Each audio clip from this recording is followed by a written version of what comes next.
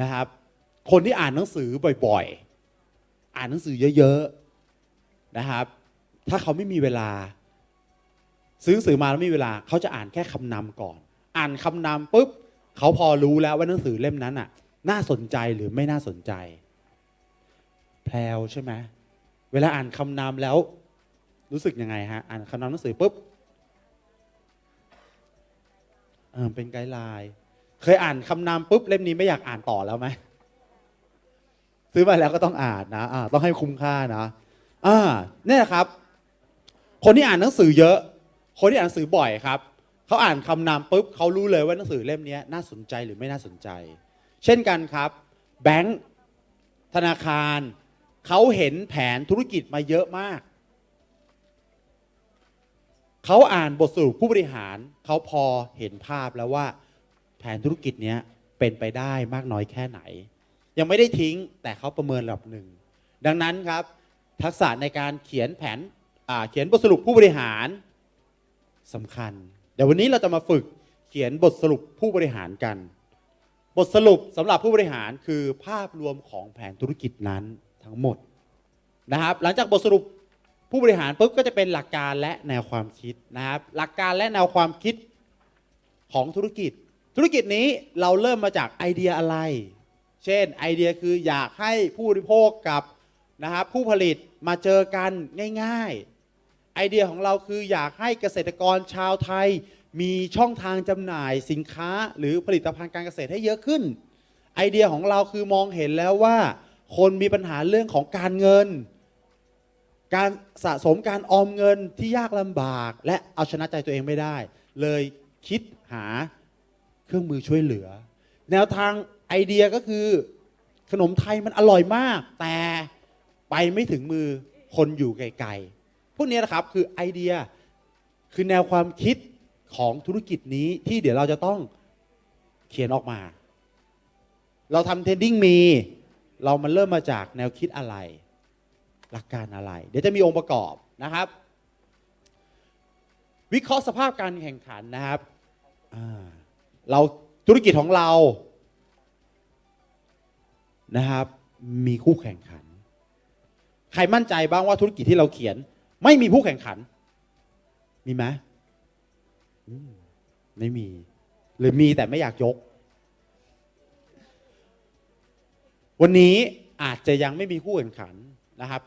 เราไปแข่งในตลาดที่มีคนทำอยู่แล้วแน่นอนเราก็เจอคู่แข่งเจ้าเดิมอาจารย์ชอบอินโฟกราฟิก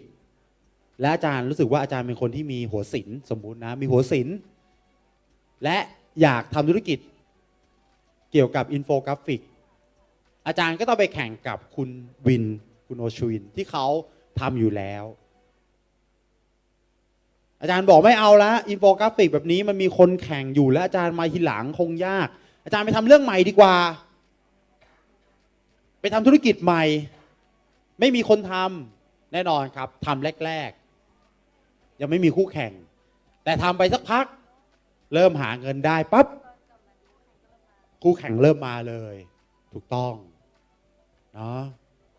โจอี้วันแรกบอกว่าจะทำธุรกิจร้านขายของฝากที่แบบว่าต้องมาที่นี่ถ้าคุณไม่มาร้านของฝากร้านนี้เท่ากับคุณมาไม่ถึงประเทศไทย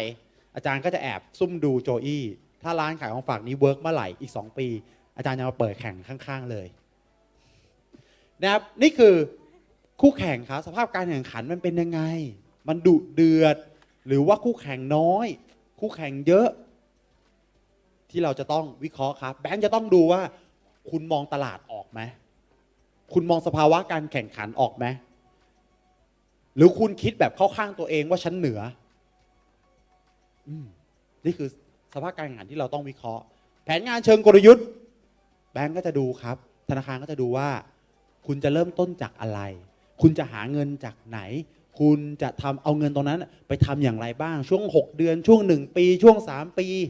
คนคุณเตรียมคนไว้ยังไงบุคลากรสินค้าคุณมีที่มาที่ไปยังไงพวกนี้คือแผนงานเชิงกลยุทธ์การตลาดคุณคิดกลยุทธ์นี้แล้วคุณคิดไอเดียนี้คุณคิดทีเด็ดอันนี้หมัดเด็ดอันนี้อาจารย์ชุติมาเมื่อวานบอกว่าเป็นหมัดเด็ดหมัดน็อกหมัดเด็ดเนี้ยคุณจะเริ่มทำมันเมื่อไหร่ทำมันอย่างไร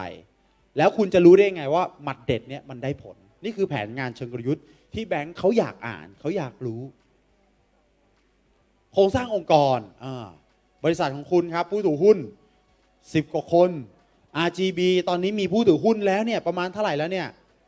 3 6 9 11 คน11 คนที่ทำอะไรบ้างใช่ไหมเราต้องมีโครงสร้างองค์กรถูกไหมฮะแบงก์ก็จะดูโอ้ยคุณขอกู้เงิน30 ล้านแต่คุณมีองค์กรคุณมีอยู่2 คนแบงก์จะมั่นใจไหมไม่มั่นใจองค์กรคุณมี15 คนแต่15 คนไม่ได้ระบุตำแหน่งแบงก์จะมั่นใจไหมก็ไม่โครงสร้างองค์กรคือเราวางบุคลากรไว้เท่าไหร่และเราจะจัดสรรบุคลากรนั้นอย่างไรแผนงบการเงินครับแผนงบการเงินแบงก์เขาอยากรู้ว่าคุณใช้เงินเป็นหรือเปล่าคุณใช้เงินวางแผนหรือเปล่า